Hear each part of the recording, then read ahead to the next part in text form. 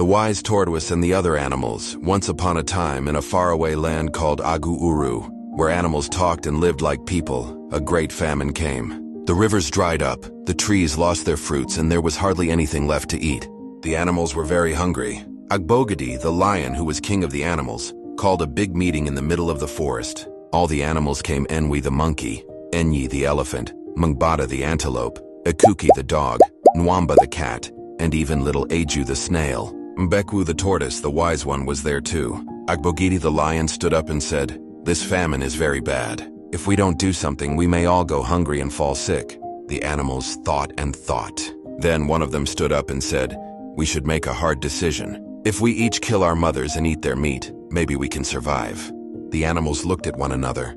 It was a sad idea, but they were so hungry, and in the end they agreed. So one by one the animals went home, crying sadly, and did what they agreed. But Mbekwu, he was too clever. He loved his mother very much. So instead of harming her, he dug a deep hole under a tree and gently helped her climb in. He covered it with sticks and leaves, and every day he brought her a little food, just enough to keep her safe and alive.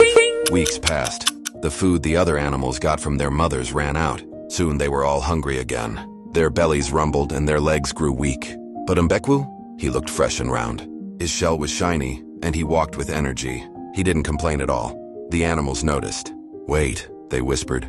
"Why is Mbe not hungry like the rest of us?" So they called a secret meeting without Mbekwu knowing. "Let's find out what he's hiding," they said. They chose Nwamba, who was also called Busu because of his sneaky nature with quiet paws, to follow Mbekwu and see what he was up to.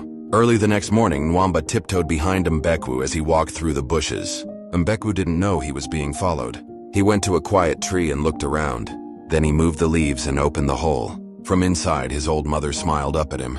He gave her some food and said kindly, "Don't worry, Mama. I will always take care of you." Nwamba's eyes widened. Aha, that's his secret. She ran back and told the other animals. The animals became very angry and rushed to the spot. They pulled Mbekwu's mother out of the hole. "Look, he didn't obey our agreement," they shouted. But just as they wanted to harm her, something strange happened. Dark clouds filled the sky. Thunder rumbled.